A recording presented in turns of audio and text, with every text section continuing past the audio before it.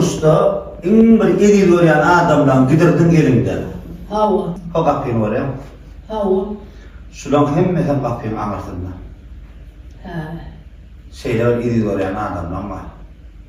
Gidirdin bu dünyada yok mu? Ha. Yok bu dünyada.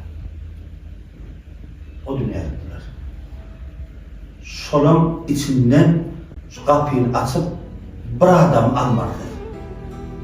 Bir adama Allah Teala'da ruhsat veriyor, mümkünçülük veriyor. Hava. Burada basma. Şu kapıyın amasından men size bir adam ruhsat verecek. Şu adam size idine kaytarıp verecek deydi. Kim alardılar? Gecem.